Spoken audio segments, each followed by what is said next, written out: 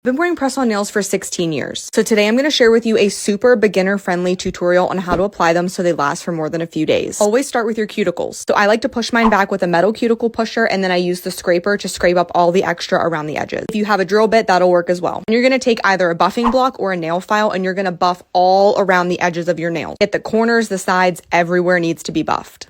And this next step is optional, but I do recommend trimming your nails down if you can because it does help them last longer. So I have dry nails, so I don't do this next step, but if you have oily nails, you want to make sure that you dehydrate with acetone. Now, before I show you the last step in my prep routine, I'm going to show you how to properly size your press-ons. Always want to size down if you can. So see how this one in that far corner is kind of pushing into my skin a little bit? You don't want that because it's going to pop off super easily. On the other end of the spectrum, you want to try to avoid your natural nails sticking out the side, kind of like this. That's why I recommend using a brand of press-ons that has lots of sizes, because then you can find your perfect fit like this, where it's snug, but not too tight and not overlapping onto your skin. And then lastly, I'm going to finish off by sanitizing my nails with rubbing alcohol to remove any dirt, dust, oils, or just bacteria that might still be left on my nails. And you can use literally any nail glue on the market because they all have the exact same ingredients, so don't let someone tell you that a specific nail glue is going to work better than the next. Just make sure you put a good amount of glue on that nail and then slowly press it down at a 45-degree angle and hold it firm for 10 seconds. Don't push hard, just hold it firm in place. And then after it's been 10 seconds, I like to switch my positioning and I'll hold at the edges of the nail to get a nice good seal. And I'll hold that for about another 15 seconds or so. And just give it a little wiggle to make sure it's secure and you're done. I always save my two thumbs for last because I don't want to mess them up when I'm applying all of my other nails. Once I do my other hand, then I go into my thumbs. Now for my thumbs only, I do use the double glue method. So I put glue on the press-on and on my nail plate. And this is just because thumbs are such a wider surface. They're a little bit more tricky to get them to stick. So I like to use as much glue as I can. And if you tend to be a little messy with the glue, as most beginners are, don't fret. Just keep your rubbing alcohol pad handy, and then you can just easily wipe away that glue that seeps out before it dries. I do the same method for my thumb, where I hold it firm for 10 seconds,